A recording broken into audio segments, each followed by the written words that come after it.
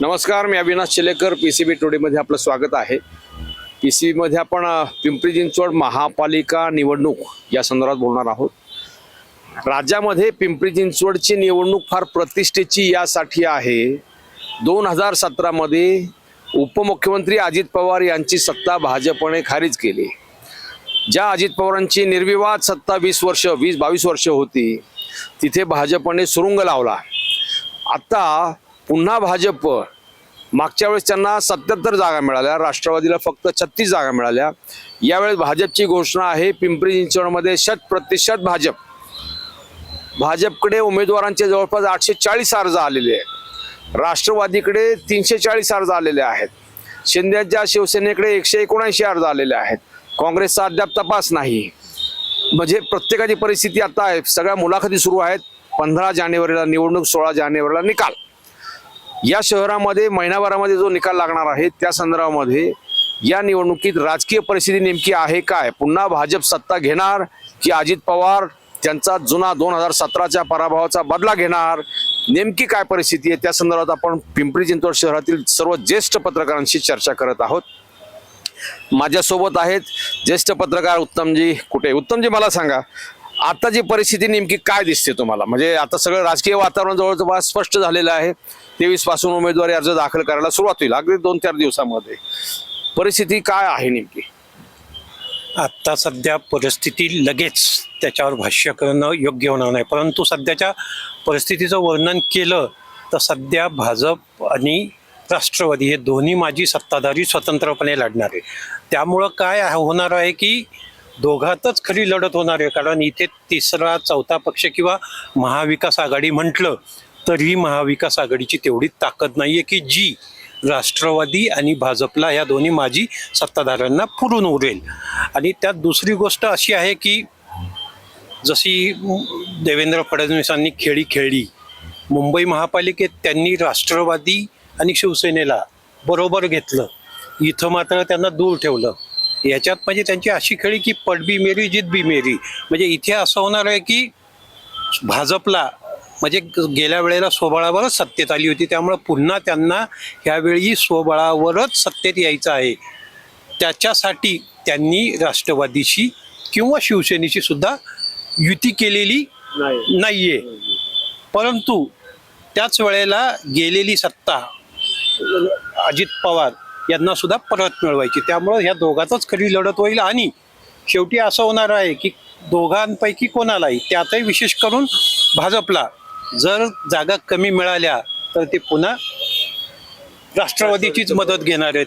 त्यामुळं कसं आहे की राज्यात सत्तेत इथेही येणी हाऊ सत्तेत येणार कोण आहे? राष्ट्रवादी किंवा भाजपच. त्यामुळे ही दोघांची धूर्त खेळी म्हणता येईल. आणि किंवा आपल्या कार्यकर्त्या, ही निवडणूक जशी कार्यकर्त्यांची असते, आपल्या कार्यकर्त्यांना न्याय मिळावा म्हणून सुद्धा त्यांनी स्वतंत्रपणे लढण्याची ती खेळी खेळली. कारण युती म्हणून लढले असतं तर निम्म्या सुद्धा जागा मिळाल्या नसता. मोठ्या प्रमाणावर बंडखोरी आणि खूप गोंधळ झाला असता. त्यामुळं यांचा हा निर्णय तोचा शहाणपणाचा म्हणता येईल. परंतु तुम्ही आत्ताच म्हटलात की 100+ जो नारा दिलाय भाजपने, मला तरी तसं काही तेवढ्या 100+ दिसत नाही. माझं तर असं म्हणणं आहे, गेल्या वेळेला त्यांनी 77 जिंकल्या, तेवढ्या जरी ह्या वेळेला टिकवल्या तरी खूप आहे. कारण नाही म्हटलं तरी थोडा अंडर करंट हा भाजपच्या गेल्या 5 वर्षाच्या आणि 3 वर्षाच्या त्यांच्या 5 वर्षाचा त्यांचा सत्ताकाळ आणि 3 वर्षाचा प्रशासकीय, 4.5 वर्षाचा प्रशासकीय लोकांमध्ये प्रचंड असंतोष आहे. जी काय गैरव्यवहार, घोटाळे, आरोप झाले त्याच्याविषयी लोक नाराज आहेत. त्यामुळं त्या नाराजीतून सुद्धा सत्ताधाऱ्यांविरुद्ध हा सूर उमटू शकतो. त्यामुळं 77 मिळणं तेवढं सुद्धा अवघड आहे. त्यामुळे 100+चा नारा माझ्या दृष्टीने तरी तसा कठीण वाटतो. माझ्यासोबत आहे दैनिक लोकमतचे ज्येष्ठ पत्रकार सहयोगी संपादक श्रीनिवासजी नागे. नागे साहेब, मला एक सांगा, राज्यामध्ये भाजप आणि राष्ट्रवादी दोन्ही सत्तेत आहेत. इथं ते एकमेकाच्या विरोधात लढतात. एकमेकाच्या विरोधात ते प्रचार कसा करणार? आणि म्हणजे हे नुरा कुस्ती वाटते का? म्हणजे तू रडल्यासारखं कर, मी मारल्यासारखं करतो. लोकांना उल्लू बनवण्याचा हा प्रयत्न आहे का हो? एक लक्षात घ्या, खरं तर सध्या भाजपचे प्रयत्न हे सगळे विरोधक आपले नेस्तनाबूत करण्याची सुरू आहेत. आता राज्यात सुद्धा तसंच आहे. आणि असं उपहासानं उपरोधानं म्हटलं जातं की आपला विरोधी पक्ष कोणता, विरोधी पक्ष नेता कोण, हे आता भाजपच ठरवतंय. आता राज्यात तशीच परिस्थिती निर्माण झालेली आहे. तशीच परिस्थिती त्यांना सगळ्या स्थानिक स्वराज्य संस्थांमध्येच निर्माण करायची आहे. आणि जरी अजित पवारांची राष्ट्रवादी त्यांच्यासोबत असली तरीही या राष्ट्रवादीला नेस्तनाबूत करण्याचेच भाजपच्या वरिष्ठांचे प्रयत्न आहे. आता नेमकी पिंपरी चिंचवडमध्ये परिस्थिती अशी आहे की महाराष्ट्रातल्या 29 महापालिकांपैकी एकमेव पिंपरी चिंचवड महापालिका अशी आहे की जिथं अजित पवारांचा गट सर्वाधिक प्रबळ आहे. आणि सर्वाधिक जागा केवळ पिंपरी चिंचवडमध्येच अजित पवार गटाला मिळू शकतात हे त्यांनाही पक्क माहीत आहे. हे एकीकडे. त्याचवेळी आपण जसं म्हणतो की ही नोरा कुस्ती आहे का, तर जवळपास तसंच त्यांना करायचं आहे. कारण आत्ता लढायचं एकमेकाच्या विरोधात. एकीकडे आपल्या कार्यकर्त्यांना न्याय द्यायचा, त्यांच्यावर अन्याय होऊ नये, त्यासाठी या जागा सगळ्या आपापसातच वाटून घ्यायच्या. उद्या पूर्ण बहुमत मिळालं नाही तर एकमेकाचे हात मिळवणी करायची, परत सत्तेत जायचं. आणि त्यावेळीही विरोधी पक्ष कोण हेच ठरवणार. अशी गंमत या दोघांची सध्या सुरू आहे. पिंपरी चिंचवडमध्ये तर ते स्पष्टपणे दिसतंय. फक्त पुणे आणि पिंपरी चिंचवड या महापालिकात भाजपनं राष्ट्रवादी बरोबर मैत्रीपूर्ण लढती करण्याचं ठरवण्याचं एकमेव कारण आहे की या दोन शहरांमध्ये अजित पवार गट प्रबळ आहे आणि त्यातही पिंपरी चिंचवडमध्ये सर्वाधिक प्रबळ आहे. त्यामुळं केवळ ते एकमेकाच्या विरोधात लढतायत. आणि तशी त्यांची वरिष्ठांची म्हणजे अजित पवार आणि देवेंद्र फडणवीस यांची पूर्णपणे चर्चा झालेली आहे आणि त्या चर्चेअंतीच त्यांनी हा निर्णय घेतलेला आहे. म्हणजे आता आपण गेल्या 2-4 दिवसातल्या ज्या घडामोडी बघतो त्यामध्ये तर तुम्हाला स्पष्ट दिसेल की इकडचे तिकडे तिकडचे इकडे. जेव्हा जागा वाटपाचा प्रश्न निर्माण होईल हे एकत्र आले तर त्याआधीच आपण एकमेकाच्या विरोधात लढायचं, मैत्रीपूर्ण लढती करायचं हे ठरवून टाकायचं आणि आपलेच उमेदवार एकमेकांना पळवायचे असं त्यांचं ठरलेलं आहे. हे गंमत बघा, जिकडे देवेंद्र फडणवीस सांगतात की आम्ही एकमेकाचे उमेदवार पळवायचे नाहीत असं आमचं आणि शिंदेचं ठरलेलं आहे, आमचं आणि अजित पवारांचं ठरलंय असं अजिबात नाही, हे लक्षात घ्या. त्यामुळे ही पळवापळवी सध्या सुरू आहे आणि हे होणारच. शेवटी प्रत्येकाला सत्तेतच जायचंय आणि सत्तेत सध्या राज्यात प्रबळ असणारे हे दोनच पक्ष आहेत बऱ्यापैकी. त्यामुळे यांच्याकडे सगळे जे इच्छुक उमेदवार हे यांच्याकडेच आता रांगा लावून असताना दिसत आहेत आपल्याला. आणि उद्या हे दोघं जण सत्तेत येतील याची 100% खात्री आहे. माझ्यासोबत आहेत नंदकुमार सातुर्डेकर, ज्येष्ठ पत्रकार. नंदकुमारजी, मला एक सांगा, याच्यामध्ये हे आपण ऐकलं की नुरा कुस्ती, पण जनता ह्यांच्या ह्या नुरा कुस्तीला भुलेल का? कारण हे दिसतंय सगळ्या लोकांना की 17 मध्ये भाजपने राष्ट्रवादी विरुद्ध तुफान टीका केली, भ्रष्टाचाराचे आरोप केले, त्याच्यामुळं राष्ट्रवादीची सत्ता गेली, भाजप सत्तेत आली.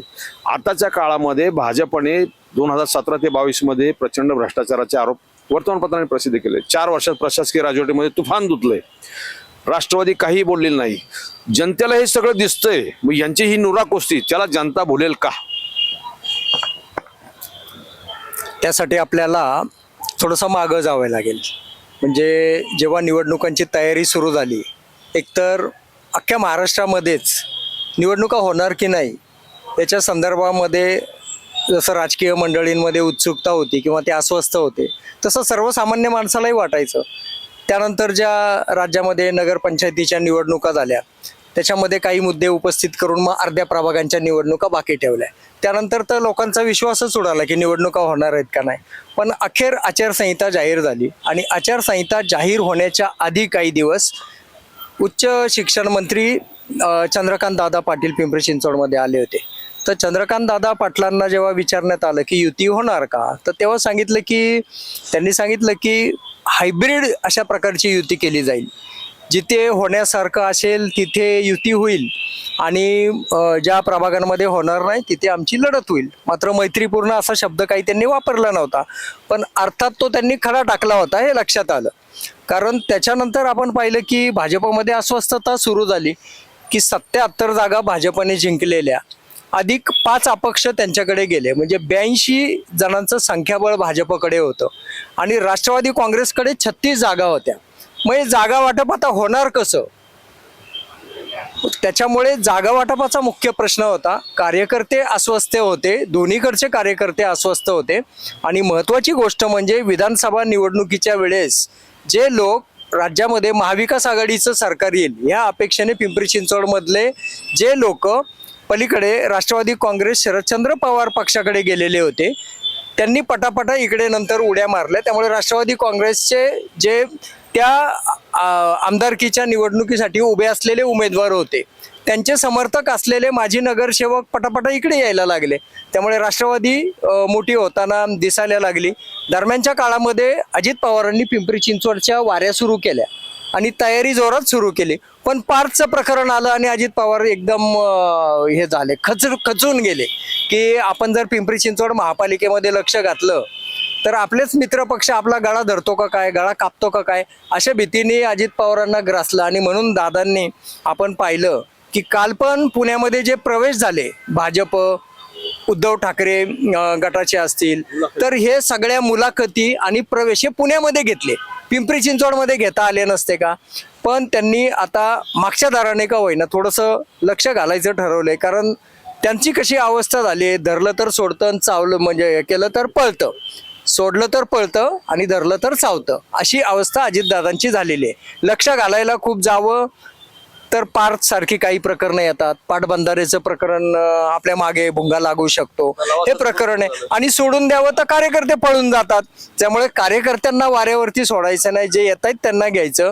भाजपची जी पॉलिसी आहे की ताकदीचे लोक, मागच्या निवडणुकीमध्ये तुम्ही पाहिलं की महेश लांडगे, आझमबाई पानसरे आणि लक्ष्मण भाऊ या 3 बलाढ्य ताकदीच्या नेत्यांच्या बळावरती भाजपने पिंपरी चिंचवड महापालिकेमध्ये आपलं संख्याबळ 3 वरून 77 वरती नेलं आणि 5 अपक्षांचा त्यांना पाठिंबा मिळून हे संख्याबळ 82 वर गेलं. अजित पवार समान धोरण राबवण्याचा प्रयत्न करतात. राष्ट्रवादी इतर पक्षामधले जे असतील, भाजपमधले असतील, उद्धव ठाकरे गटातले असतील, ह्याच्यातले जे ताकदीचे लोक आहे ते रेडीमेडरित्या मिळवायचे आणि आपलं संख्याबळ वाढवण्याचा प्रयत्न करायचा. मूळचे जे आपल्याकडचे आहेत ते आपल्याला सोडून जाणार नाहीत ह्याच्यासाठी प्रयत्न करायचे. असं सगळं अजित पवारांचं चाललेलं आहे. पण सगळ्यात महत्त्वाची गोष्ट ही आहे की तुम्ही जो प्रश्न केलाय की नुरा कुस्ती होईल का, तर ही नुरा कुस्तीच होण्याची लक्षणं आहेत. त्याची कारणं वेगळी आहेत. त्याची कारणं लोकांना पण माहिती आहेत. कारण का की जर तेच मी सांगतो की याच्यामध्ये भाग असा आहे की जर तुम्ही भाजपच्या विरोधात बोललात तर भाजपच्या हातामध्ये वेगवेगळे गोष्टी आहेत अजित पवारांना जाम करायच्या. त्याच्यामुळे अजित पवार विकासाच्याच बळावरती मतं मागणार का? आणि विकासाच्या बळावरती मतं मागितली तर मला नाही वाटत अजित पवारांचा टिकाव लागेल. मागच्या निवडणुकीमध्ये स्वतः मी प्रश्न केला होता अजितदादांना. मला दिसत होतं की 25 लाखाच्या विठ्ठल रुक्मिणी घोटाळा प्रकरणामध्ये कोट्यवधीचा भ्रष्टाचार झाल्याचं अतिशय हास्यास्पद अशा प्रकारचं विधान राष्ट्रवादीकडून केलं गेलं आणि क्ष वृत्तपत्रांनी त्या विषयावर 2-2, 4-4 महिने छापलं आणि अजितदादांनी त्याला काहीच उत्तर नाही दिलं.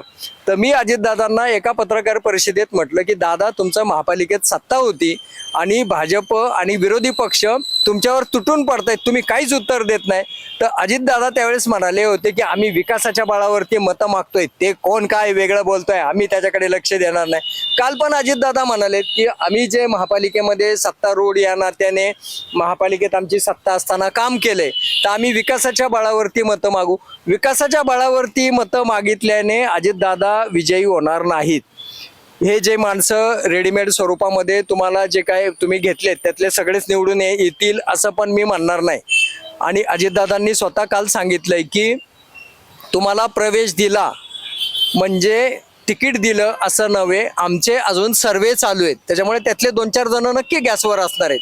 योगेश बहल यांनी सांगितलंय काल की इतर पक्षातले आणखी 5 माजी नगरसेवक आमच्याकडे येणार आहेत. याचाच अर्थ भाजपने जे केलं त्याच मार्गाने राष्ट्रवादी काँग्रेस चाललेली आहे.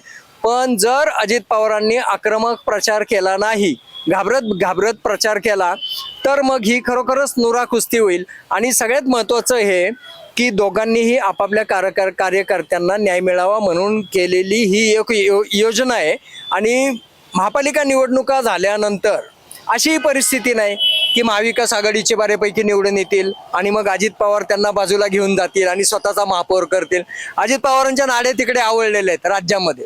हा, ज्यावेळी राज्यामध्ये महाविकास आघाडीत होते अजित पवार आणि आज जर निवडणूक झाली असती आणि अजित पवार आज महाविकास आघाडीत असते तर निश्चितपणे एकट्या राष्ट्रवादीला संधी आहे असं सरधोपट विधान आपण कदाचित पत्रकार करू शकलो असतो. पण अजित पवार हे राज्यात मंत्रिमंडळात आहेत, त्याच्यामुळे ते सत्ताधाऱ्यांच्या विरोधात पर्यायाने स्वतःच्याच विरोधात भाजपच्या विरोधात कितपत टीका करतील आणि कितपत याच्यामध्ये टिकतील हा पहिला भाग आहे. दुसरी गोष्ट, भाजपनी सुद्धा खूप भ्रमात राहण्याची गरज नाही. भाजपला बहुमत मिळणार, पण आत्ता इतकं राक्षसी बहुमत मिळणार नाही. त्याचं कारण असं आहे की मागच्या वेळेस लक्ष्मण भाऊ होते. शंकर भाऊंना जरी आता आमदार शंकर भाऊ जगतापांना पिंपरी चिंचवडचं निवडणूक प्रमुख केलं असलं तरी ते स्वतः सुद्धा मान्य करतील की लक्ष्मण भाऊंची रणनीती आणि त्यांची रणनीती ह्याच्यात 1000 पटीने फरक आहे. लक्ष्मण भाऊ हे लक्ष्मण भाऊ होते, आझमभाई होते आझमभाई होते. आणि महेश लांडगेंच्या बाबतीत बोलायचं झालं तर कुदळवाडीतल्या कारवाईपासून असेल किंवा काहीसं एकाधिकारशाही पद्धतीने वागण्यामुळे असेल, त्या मतदारसंघामध्ये डीपी या अनेक गोष्टींमुळे त्यांच्यावरती काही लोक नाराज आहेत, हे आपल्याला विसरता येणार नाहीत. आणि त्याच्यामध्ये काल जे नगरसेवक तिकडे गेले, तिकडच्या भागातल्या नगरसेवकांचा जास्ती कल तिकडे. आता या पार्श्वभूमीवरती महेशदादा लांडगे आपलं वर्चस्व कितपत टिकवून ठेवतात. आणि दुसरी गोष्ट, शंकर जगताप हे त्यांच्या पट्ट्यामध्ये त्यांचे नगरसेवक किती प्रमाणात निवडून आणतात हे खूप पाहणं महत्त्वाचं आहे. महत्त्वाची गोष्ट की पिंपरी मतदारसंघामध्ये मागच्या वेळेस सुद्धा राष्ट्रवादीचं प्राबल्य होतं. संजोग वागेरेंनी तर 3 जण निवडून आणले, एकच जण त्या पॅनेलमधला संदीप वागेरे हे भाजपच्या वतीने निवडून आले होते. अशा पद्धतीने इथे वर्चस्व होतं. तर दादांना आता काय करावं लागेल की भोसरी आणि चिंचवडवरती लक्ष केंद्रित करावं लागेल आणि आक्रमक प्रचार करावा लागेल. नाहीतर लोक म्हणतील की नोरा कुस्ती आहे. आणि काही झालं तरी शेवटी दुसरी गोष्ट ही खरी आहे की राज्यामध्ये तिघही सत्तेमध्ये आहेत. उद्या एकनाथ शिंदेंची शिवसेना लढली आणि आपण पाहतो की श्रीरंग बारणे यांचे चिरंजीव विश्वजित बारणे, निलेश बारणे, पलीकडे सुलभाताई उबाळे, असे काही 2-4 त्यांच्याकडे सक्षम उमेदवार आहेत. तर असं एक गृहीत धरा त्यांचे 3 ते 5 उमेदवार निवडून आले. राष्ट्रवादी काँग्रेसचे 40 जण निवडून आले. तर म्हणजे भाजपला काही काळजी करायचं कारणच नाही ना. तुम्हाला आठवत असेल, तुम्ही ज्येष्ठ पत्रकार आहात, राष्ट्रवादी काँग्रेस आणि काँग्रेस यांची ज्यावेळेस पिंपरी चिंचवड महापालिकेमध्ये सत्ता होती तेव्हा ह्यांनी सत्ता अक्षरशः वाटून खाल्ली. आणि विरोधी पक्षनेतेपद कोणाला द्यायला हवं? विरोधी पक्षांना. विरोधी पक्षनेता कोण असावा? म्हणजे विरोधी पक्षनेतेपद काँग्रेसना देण्यापर्यंत ठीक, पण तो नेता कोण असावा हे पण अजित पवारांनी ठरवलं. तसंच आता भाजप ठरवेल की विरोधी पक्षनेता कोण असावा. मला विजय जगताप माझ्यासोबत आहेत. विजयराव, मला सांगा, हे सगळं आपण भाजप आणि राष्ट्रवादी ह्याच्याबद्दलच बोलतो, पण या शहरामध्ये शिंदेची शिवसेना आहे. एकेकाळी ठाकरेंची शिवसेना, तिचे इथं 2 खासदार शिवाजी आढळराव, इकडे श्रीरंग बारणे होते, इथं गौतम चाबुकस्वार आमदार होते, त्यांचे 9-10 नगरसेवक होते. आता ठाकरेंच्या शिवसेनेची या निवडणुकीत काय परिस्थिती आहे? काँग्रेस, या शहरामध्ये काँग्रेसने आजवर राज्य केलेलं आहे, त्या काँग्रेसची काय परिस्थिती आहे? आणि दुसरी शरदचंद्र पवार यांची राष्ट्रवादी काँग्रेस, ही महाविकास आघाडी, ते 3 पक्ष, यांची परिस्थिती तुम्हाला काय दिसते? महाविकास आघाडीतले जे 3 पक्ष आहेत, आता ह्या तिघांनाही हे म्हणजे अक्षरशः टेकू घेण्याशिवाय पर्याय नाही अशी परिस्थिती निर्माण झाली. एकमेकांच्या आधारानेच आता त्यांना लढायची त्यांनी रणनीती सुरू केलेली आहे. म्हणजे काल जे तुषार कामटे अजितदादांना भेटणं किंवा काल गौतम चाबुकस्वरांच्या ऑफिसमध्ये तुषार कामटे, सचिन चिखले आणि काँग्रेसचे काही नेत्यांची बैठक होणं, म्हणजे याचा अर्थ की आता आपण जरी लढाई जिंकू शकत नसलो तरी आता आपण हे जे काही जहाज आहे ते थोपू तरी शकतो का, ह्याची त्यांनी सुरुवात केलेली आहे. मुळात तुम्ही म्हटल्याप्रमाणे इथले शिवसेना जी आहे, म्हणजे उद्धव सेना, शिंदे सेना काय किंवा उद्धव सेना काय, यांचा जीव अगदी मेटाकुटीचा आहे, म्हणजे तुटपुंजाचा आहे. काँग्रेसची तर बोलायचीच सोय नाही. म्हणजे परंतु एक लक्षात घेतलं पाहिजे की 2017ची जी निवडणूक झाली होती, म्हणजे 8,64,000 एकूण शहरात मतदान झालं होतं, तर त्यामध्ये जवळपास 12% मतं काँग्रेसला मिळाली होती. म्हणजे काँग्रेसचा जनाधार 12% या शहरात अजूनही शाबूत आहे हे दिसलं होतं. फक्त ते मत निवडून नाही आलं, त्यांचा कुणीच मतदार निवडून आला नाही. आणि राहिली गोष्ट, यांचे जे 77 बळ आलं भाजपचं, आणि यांचं 36 बळ आलं. काही जागा अशा होत्या की माझ्या माहितीप्रमाणे 24 ठिकाणी राष्ट्रवादीचे उमेदवार नगरसेवक अवघ्या 90 ते 350 मतांनी पडलेले आहेत. म्हणजे इथं फुलफिल भाजपच आहे का? तर बिलकुल नाही. म्हणजे राष्ट्रवादी 36 म्हणजे 24 म्हणजे 55 पर्यंत कशीही 2017ला गेली असते. फक्त काय झालं की महाविकास आघाडीतले पक्ष वेगवेगळे लढत होते. मग शिवसेना वेगळी लढत होती, काँग्रेस वेगळी लढत होती. जर ह्यांची बेरीज केली तर ह्यांचं बळ भाजपला टक्कर देणे इतपत होऊ शकतं. फक्त आता हे ज्या प्रकारे आता स्ट्रॅटेजी प्लॅन करतील, आता एक परसेप्शन असं तयार झालंय शहरामध्ये की भाजपमध्ये जे आता 800-850 जणांनी अर्ज दिले, इच्छुकांच्या मुलाखती झाल्या की भाजपमध्ये जायचं म्हणजे 100% विजय, असं एक परसेप्शन तयार झालंय. मग हे कुणालाही धोका पत्करायची इच्छा नाहीये किंवा आपण हे सगळं मोडून आपण स्वतःचं विश्व निर्माण करू असं कुणालाच वाटत नाही. जो तो सोप्पा आणि सही सलामत मार्ग म्हणजे भाजप, असंच एक हे झालंय. परंतु आता जो लढणार आहे राष्ट्रवादी, म्हणजे जरी आता हे दोघं राज्यात हे दोन्ही पक्ष एकत्र असले, इथे जरी त्यांची एकमेकांच्या विरोधात ते आता इथं त्यांचं युद्ध सुरू होईल, परंतु आता ते बोलताना आता ते अजित पवारांच्या पार्टीवर काय बोलणार आहे आणि भाजपवाले राष्ट्रवादीवर काय बोलणार? कारण की आत्ताच्या नगरपंचायतच्या निवडणुकांमध्ये आपण पाहिलं होतं की ह्याच्यामध्ये तुटता राहिली. म्हणजे रवींद्र चव्हाण असतील, निलेश राणे असतील, हे जे प्रकरण घडलीत आणि इथं 100% असे प्रकरण घडणार. दोघंही एकमेकांची पार सगळी अंडी बिल्ली देखील बाहेर काढतील. परंतु होणार काय नंतर? जे सुजान आणि जो मतदार आहे तो फक्त ते ही मजा बघणार आणि होणार काय, ही दोघं परत एकत्र येणार. आणि मग आपण काय करायचं की आपण असेच ह्यांचं हे बघायचं, विश्लेषण करायचं आणि सोडून द्यायचं. हतबल अवस्था झालेली आहे. मला या निवडणुकीमध्ये हा मोठा गमतीशीर प्रकार आहे सगळा. म्हणजे थोडक्यामध्ये हा सगळा सर्कस चालली आहे ना, हे लोकांना मी सांगतो ना पहिल्यापासून की लोकांना मूर्ख समजतात. महाविकास आघाडीने खरंच ताकदीने जर निवडणूक लढवली ना तर त्यांना सुद्धा चांगले जागा मिळू शकतात. त्याचं कारण असं आहे की पिंपरी चिंचवडमध्ये प्रचारासाठी भरपूर मुद्दे आहेत. भाजपच्या विरोधामध्ये गेल्या 7-8 वर्षामध्ये 5 वर्षे त्यांची राजवट आणि 4 वर्षे प्रशासकीय राजवट, याच्यामध्ये प्रचाराचे एवढे मुद्दे राष्ट्रवादीसाठी वाढून ठेवलेले आहेत, फक्त ते बाहेर येत नाहीत. उत्तमराव, मला सांगा प्रचाराचे कोणते मुद्दे असतील? कारण निवडणूक लढवायची म्हटलं तर अजित पवार म्हणतात विकास कामावर निवडणूक लढवणार. श्रंग बारणे यांनी तर त्यांच्या जाहीर मेळाव्यात सांगितलं होतं की ही निवडणूक आम्ही भाजपच्या भ्रष्टाचाराची सगळी लखतरं काढणार. खरंच तुम्हाला वाटतं की भाजपच्या भ्रष्टाचाराची लखतरं ह्या निवडणुकीत बाहेर निघतील? नेमके प्रचाराचे मुद्दे काय असतील?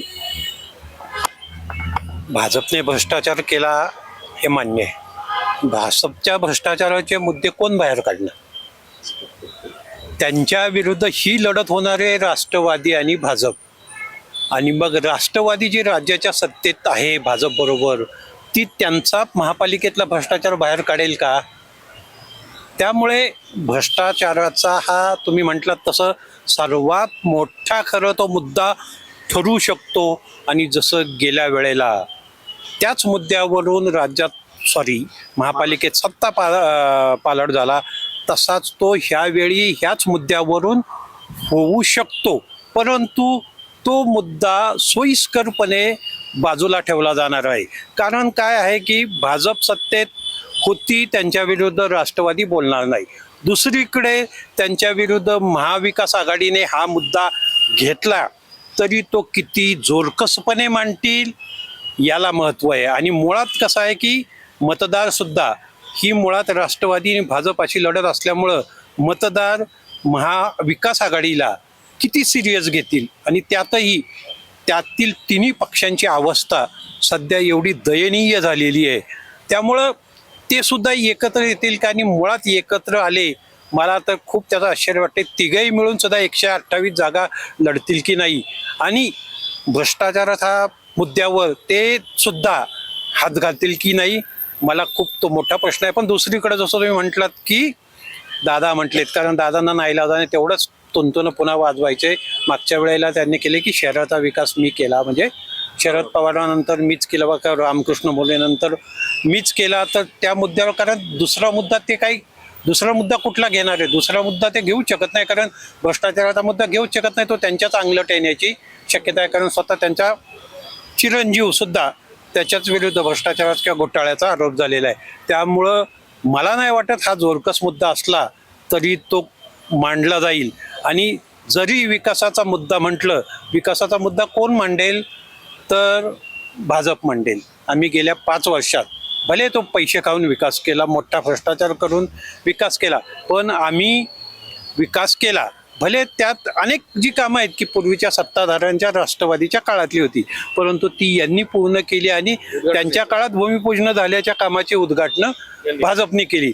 पण त्यामुळं त्या मुद्द्यावर भाजप विकासाच्या मुद्द्यावर मात्र निश्चित मत मागले गेल. परंतु त्यांच्या भ्रष्टाचाराचा मुद्दा विरोधकांकडून जेवढा जोरकसपणे मांडला जाईल तेवढा मांडला जाणार नाही असं मला निश्चित वाटतं. भ्रष्टाचाराचा मुद्दा हा अत्यंत तसा टोकाचा आहे या शहरासाठी. रंगतदार ज्यावेळेस निवडणूक रंगेल की त्यावेळेस भ्रष्टाचाराचे आरोप प्रत्यारोप जे सगळे कुलंगडी एकमेकाची बाहेर काढले जातील. नागेसाहेब, तुम्ही लोकमतमधून यापूर्वी मला वाटतं भाजपच्या ह्या 5 वर्षाच्या काळातले भरपूर कुंडली मांडलेली आहेत त्याच्यामध्ये, म्हणजे 101 प्रकरणं लोकमतमधून आलेली आहेत. तुम्हाला वाटतं की ही प्रकरणं, मग त्याच्यामध्ये डीपी प्लॅन असू दे, SRA असू दे, टाउन प्लॅनिंगचे असू दे किंवा अन्य काही प्रकरणं महापालिकेतली, कंत्राटाची, स्मार्ट सिटीमधली, ही प्रकरणं या निवडणुकीत प्रचाराचा मुद्दा होऊ शकतील?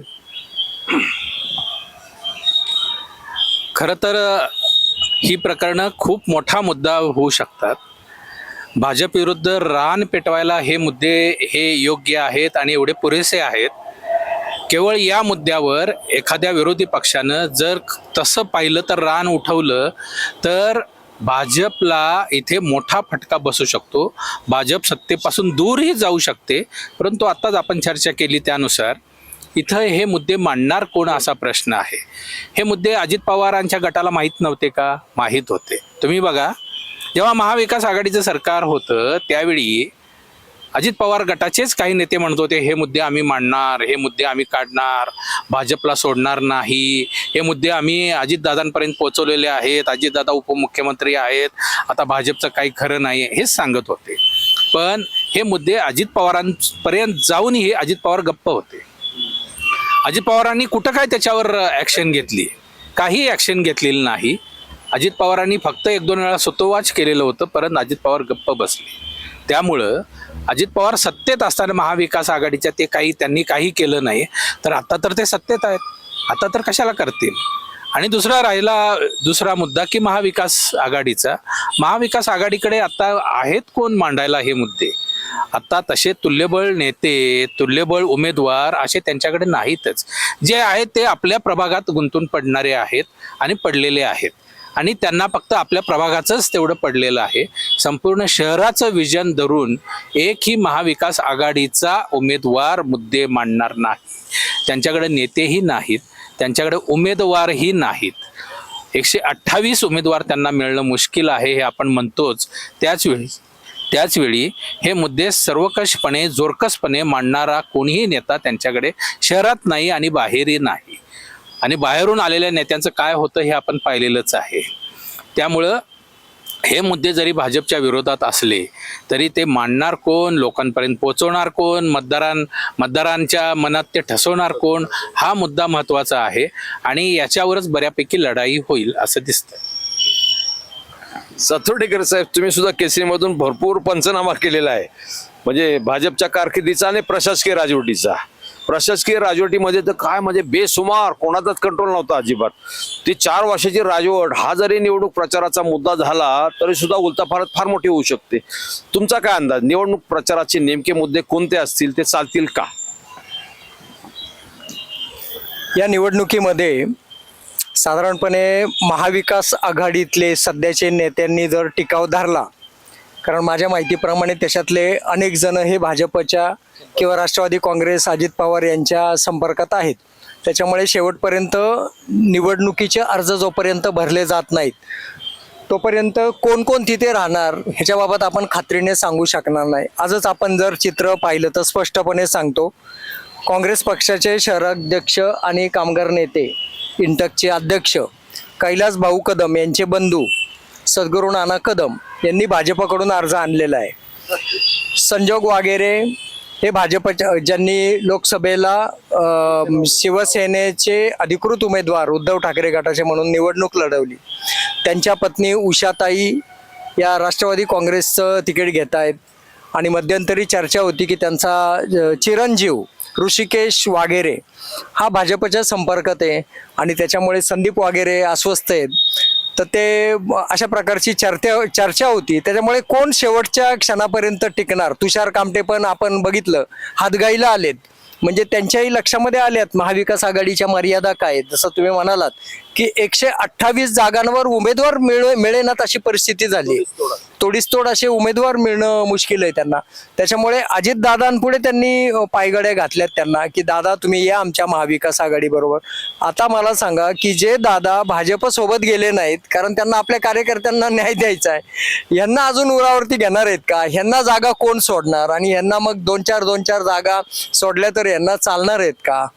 मग हा सगळ्यात महत्त्वाचा प्रश्न आहे. वास्तविक पाहता महानगरपालिकेमध्ये भाजपची सत्ता असतानाही मोठ्या प्रमाणात भ्रष्टाचार झाला. स्मार्ट सिटीसारखे अनावश्यक प्रकल्प लोकांच्या माथी मारले गेले. कुत्र्यांच्या नसबंदीमध्ये सुद्धा भ्रष्टाचार झाला. कोरोना काळामध्ये महापालिकेचे विविध ठेके जे घेतले महापालिकेच्या नगरसेवकांनीच घेतले. अगदी जेवणाचे ठेके सुद्धा ज्या लोकांनी घेतले त्याच्यात बऱ्याचशा नगरसेविका पण होत्या. कोणीच त्याच्यामध्ये तसे राहिलेले नाही. त्यामुळे असंख्य मुद्दे आहेत. सगळ्यात महत्वाची गोष्ट म्हणजे भ्रष्टाचार हा एक भाग झाला. दुसरा सगळ्यात आज शहरासाठी संवेदनशील बनलेला मुद्दा म्हणजे शेखर सिंग यांच्या काळात झालेली चुकीची कामं. आणि त्याच्यामधलं सगळ्यात सुरू झालेलं चुकीचं काम म्हणजे मोठे असलेले रस्ते अरुंद करायचे आणि पदपथ मोठे करायचे. आणि ह्याच्या विरोधामध्ये महाविकास आघाडीला रान पेटवायला खूप मोठी संधी होती, पण अक्षरशः त्यांनी डोळे मिटून राहिले. आणि याचा परिणाम असा झाला की प्राधिकरणामध्ये लोकांनी स्वतः हातामध्ये घेतलं आंदोलन आणि लोकांनी स्वतः आंदोलन केलं. त्या आंदोलनामध्ये काही राजकीय चेहरे गेले. तेव्हा ते आंदोलन करणाऱ्या स्थानिक नागरिकांनी सांगितलं की इथून गेल्यानंतर तोंड वर करून तुम्ही याचा राजकीय लाभ मिळवू नका, कारण तुम्ही या विरोधात काहीच केलेलं नाही. म्हणजे ही परिस्थिती आहे. महाविकास आघाडीने गेल्या 5 वर्षामध्ये ज्या पद्धतीने रान उठवायला हवं होतं त्याच पद्धतीने उठवलेलं नाही. आणि दुसरी गोष्ट, अजितदादांना जर स्वतंत्रपणे लढायचं होतं महापालिकेत, काल त्यांनी सांगितलं की सगळ्यात जास्त आमचेच नगरसेवक निवडून आणेल, मी रान पेटवणार आणि महापौर आमचाच होणार. महापौर आपला करण्यासाठी किती तयारी करावी लागते.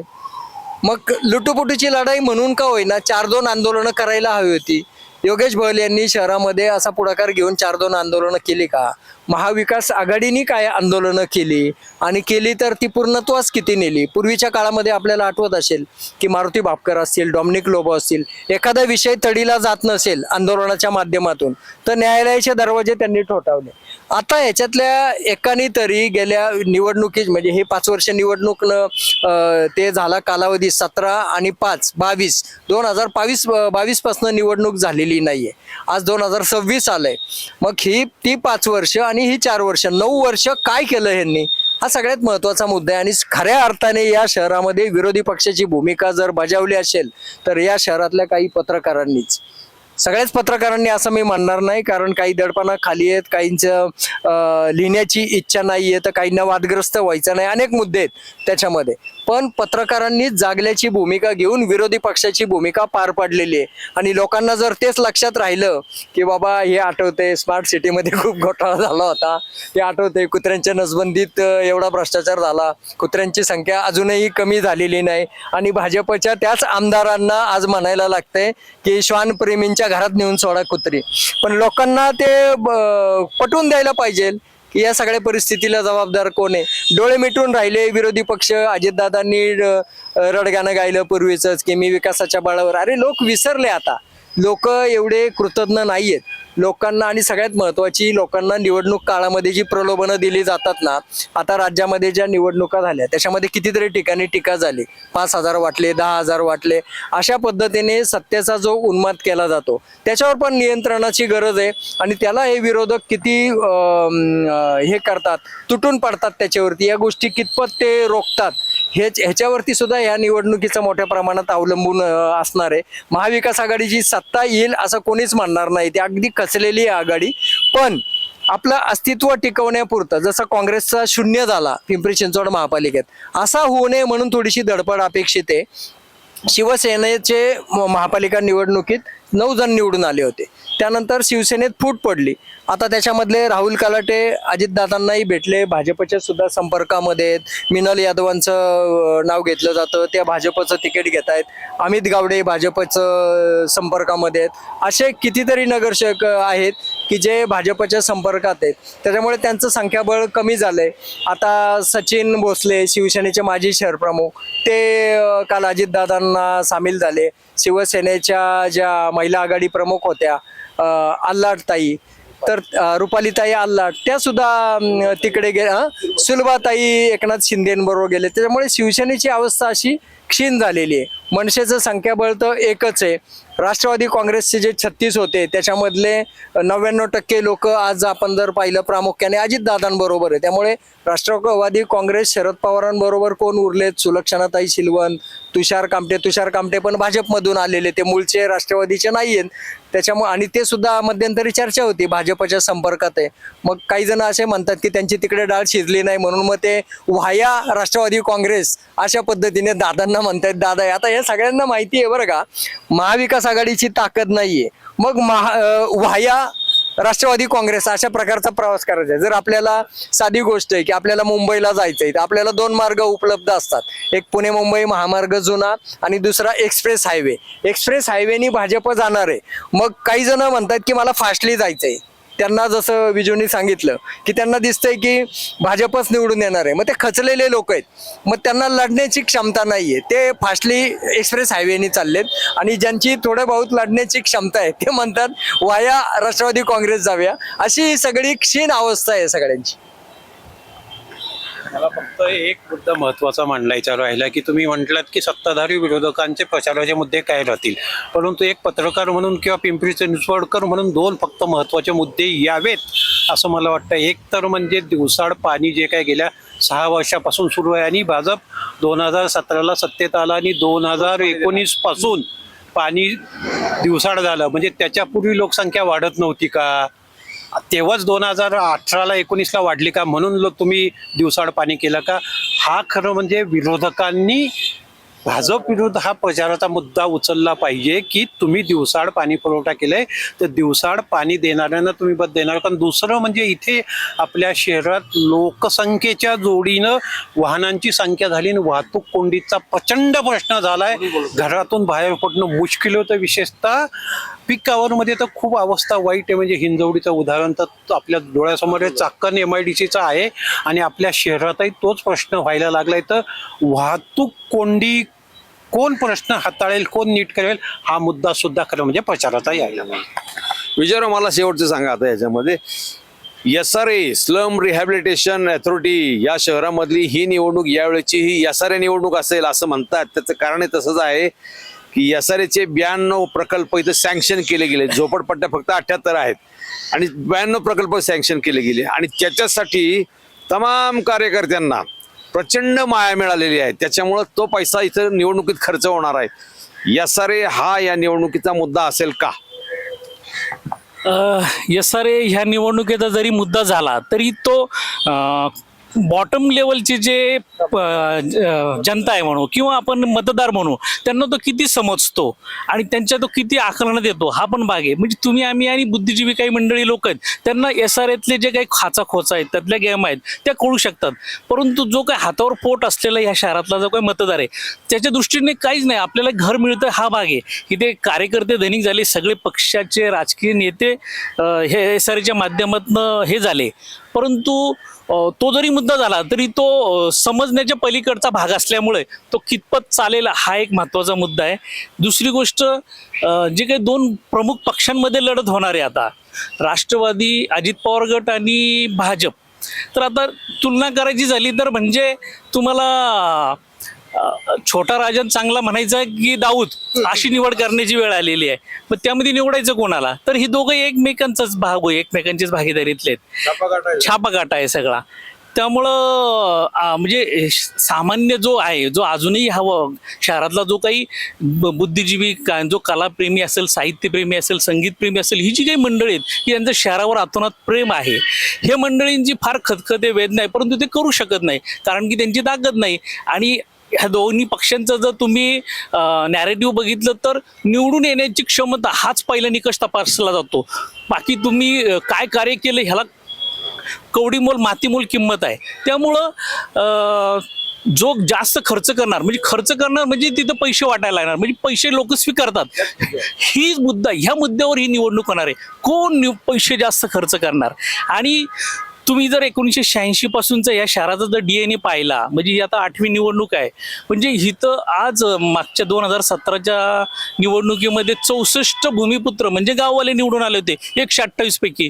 म्हणजे जसं मुंबईला वातावरण आहे तिथं काही गावाला वगैरे प्रकार नसतो बृहन्मुंबईमध्ये, पण इथं आहे ना ते. पुण्यामध्ये आता ते प्रमाण कमी झालंय, परंतु पिंपरी चिंचवडमध्ये अजूनही ते आहे. म्हणजे ही म्हणजे ह्यांनीच निवडून यायचंय. म्हणजे पिंपळे सौदागर किती 100% सोसायटीमध्ये झाला तरी पण काटेंमध्येच त्यांच्यात लढत होणार आणि तेच निवडून येणार. ह्यांनीच आजन्म कारभार करायचा अशी परिस्थिती निर्माण झाली या ठिकाणी. एक मिनिट, SRA संदर्भामध्ये चांगला मुद्दा घेतलात तुम्ही, म्हणून मी बोलतो त्या विषयावरती. SRA हा सामान्य माणसाला समजायला हवा, ही खूप महत्वाची गोष्ट आहे. पण तो समजून सांगण्याची भूमिका जर विरोधकांनी घेतली तर निश्चितपणे ह्या विषयावर, हा विषय सुद्धा निवडणुकीवर प्रभाव पाडू शकतो. मी परवा या चौकामध्ये 4 दिवसापूर्वी प्रकाश आंबेडकरांची सभा ऐकली. खूप छान बोलले ते, सामान्य माणसाला समजेल अशा पद्धतीने ते बोलले.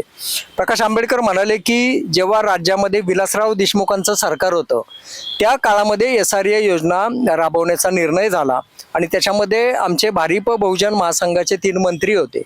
त्या काळामध्ये असं ठरलं की MMRDA, म्हाडा अशा संस्थांमार्फत ही योजना राबवायची. त्यामुळे सामान्य माणसाला सुद्धा चांगल्या पद्धतीचं घर मिळेल आणि शासनाच्या तिजोरीमध्ये काही कोट्यवधी रुपये जमा होतील अशी भावना आम्ही ठेवली. एक दिवस ते चित्र राहिलं म्हटले आणि एक रात्री मंत्रिमंडळातले काही मंत्री, आमदार आणि काही लोकांच्या राजकीय मंडळींच्या लक्षात आलं की याच्यामध्ये आपल्याला मलिदा मिळणार नाही, म्हणून त्यांनी एका रात्रीत निर्णय बदलला आणि ठरवलं की खाजगी बिल्डर मार्फत हा विकास प्रकल्प राबवायचा, SRA प्रकल्प राबवायचा. आणि मग या SRA प्रकल्पाची काय वासलात लागली तुम्ही पाहतात. आज आमदार असतील, नगरसेवक असतील, हेच बिल्डर बनलेत आणि हे बिल्डर बनल्यामुळे त्यांच्याकडे पैसा आला मोठ्या प्रमाणामध्ये. आणि म्हणून मग तुम्ही म्हणता तसं या निवडणुकीमध्ये ज्यांनी ही कामं घेतलेली SRA किंवा त्यांचे पिट्टे, नगरसेवकांचे पिट्टे असतील, आमदारांचे पिट्टे असतील, तर हे पैशाच्या जोरावरती या निवडणुकीवरती प्रभाव टाकण्याची निश्चितपणे शक्यता आहे. पण हा मुद्दा तिथल्या विरोधकांनी नीटपणे लोकांपुढे मांडला. प्रकाश आंबेडकरांसारख्या नेत्यांनी जसा मांडला तसं इतर पक्षांवरही, महाविकास आघाडी सारख्या यांच्यावरतीच जबाबदारी आहे. मी परवाच आजमबाई पानसरेंनाही म्हटलं की त्यांना तुम्ही बरोबर घ्या, त्यांचे काही मुद्दे आहेत ते झोपडपट्टीमध्ये तुम्हाला उपयोगी होईल, सर्वसामान्य माणसाला प्रभावित करण्यासाठी ते मुद्दे समजावून सांगतील. म्हणजे एवढा वकील असलेला चांगला ज्ञानी माणूस सर्वसामान्यांना समजेल अशा पद्धतीने विचार मांडतो. असा माणूस जर महाविकास आघाडी सोबत असेल तर निश्चितपणे तुम्ही जो म्हणताय ना, हा मुद्दा लोकांच्या पचनी पाडता येईल. माझा शेवटचा मुद्दा आहे, तुम्हाला चौघांना थोडक्यात त्याचं फक्त हे उत्तर पाहिजे. निवडणुकीमध्ये पैसा हा इतका प्रचंड आता सगळ्यात महत्वाचा घटक तो ठरलाय. जगतापांनी सांगितलं की निवडून येण्याची क्षमता म्हणजे पैसा किती आहे. तुमच्याकडे उमेदवाराला मुलाखत द्यायला गेलं तर त्यावेळेस पहिलं विचारलं जातं की 2 कोटी रुपये खर्च करायची तर. उत्तमराव, आपल्या शहरामध्ये जे पैशाचं प्रमाण निवडणुकीमध्ये वाढलेलं आहे, जे गुंठामंत्री 2-2, 4-4, 5-5 कोटीची भाषा करतायत, 10-10 हजार रुपये देऊन मतं खरेदीची भाषा करतायत, या निवडणुकीमध्ये त्याचं प्रत्यंतर येईल का की त्याला चाप लागेल? निश्चितच पैसा हा फॅक्टर राहणारच. जसे 2 फॅक्टर राहतील, 2 M राहतील, एक मनी आणि मसल पॉवर. म्हणजे तुमची ताकद दोन्ही, म्हणजे कार्यकर्ते तुमच्याकडे किती आहे आणि मनी, पैसा किती आहे, आणि पैसा हा राहणार. आता तुम्हाला एक उदाहरण देतो, नाव नाही सांगणार मी.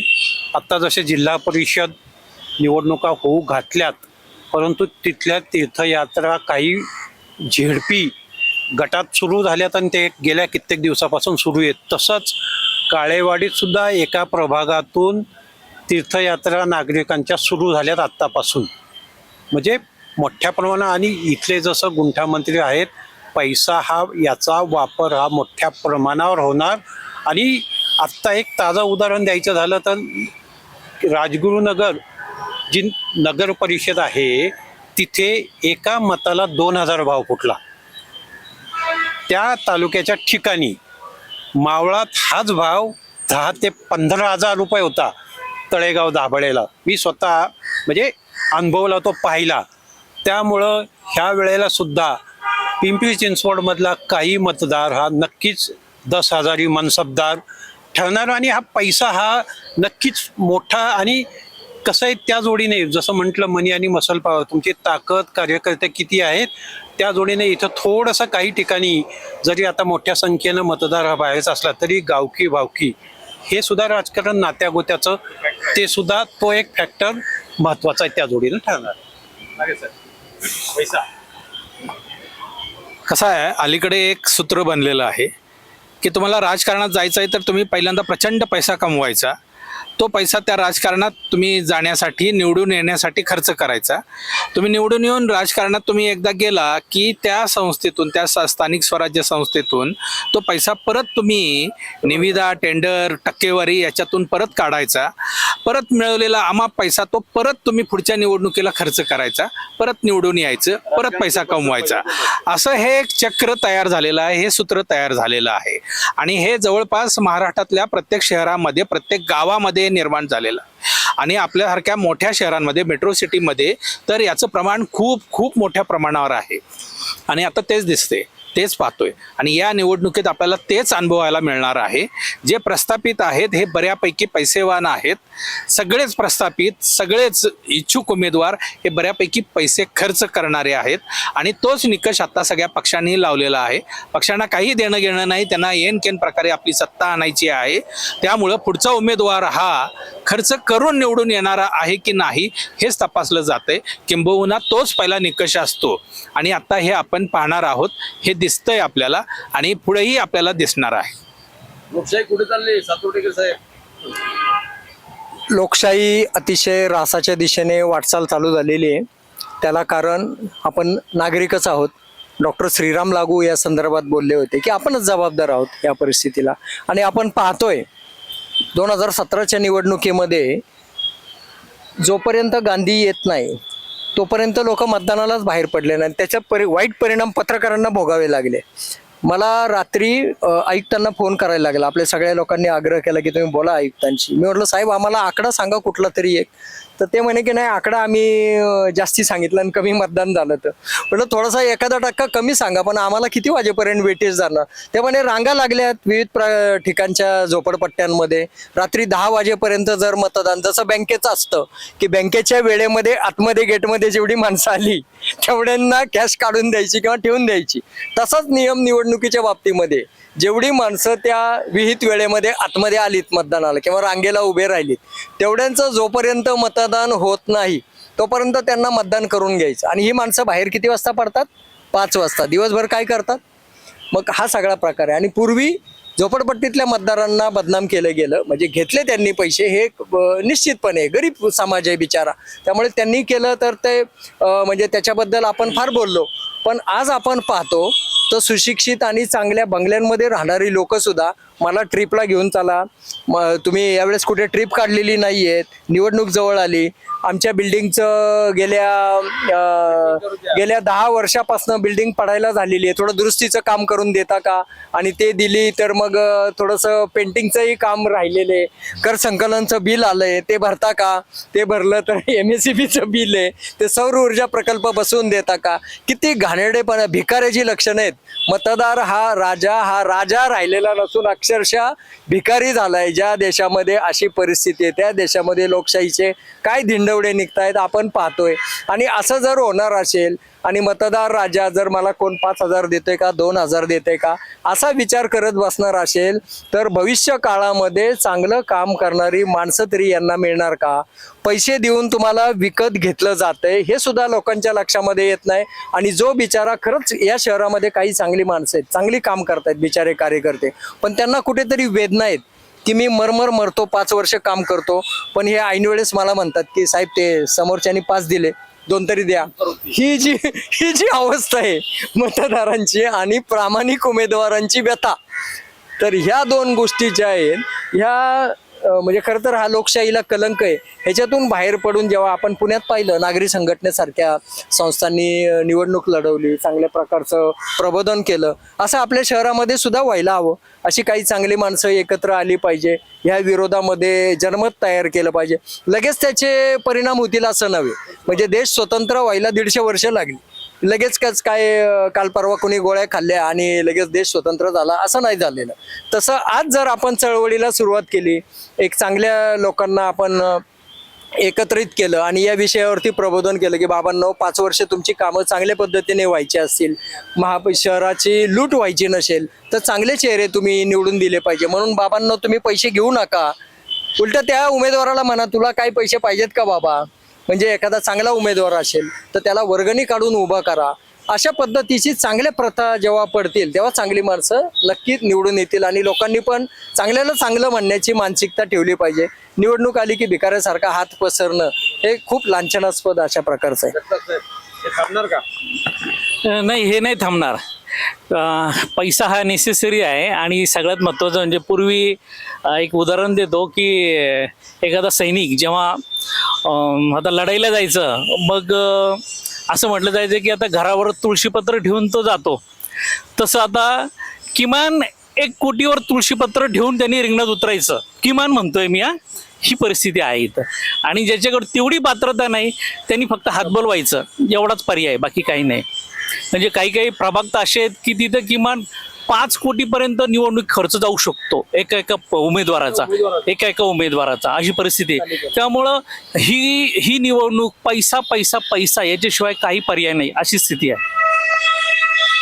ओव्हरऑल आपण पाहिलं की पिंपरी चिंचवडची निवडणूक, मला वाटतं राज्यामध्ये सर्वाधिक पैशाची निवडणूक ह्या शहरात होणार आहे, सर्वाधिक.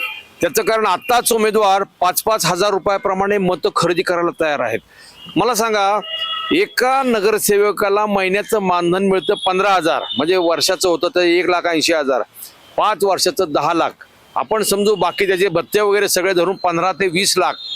20 लाख रुपयासाठी ही माणसं 20-20 कोटी रुपये खर्च करतात एका प्रभागावरती. कुठलं आलं राजकारण?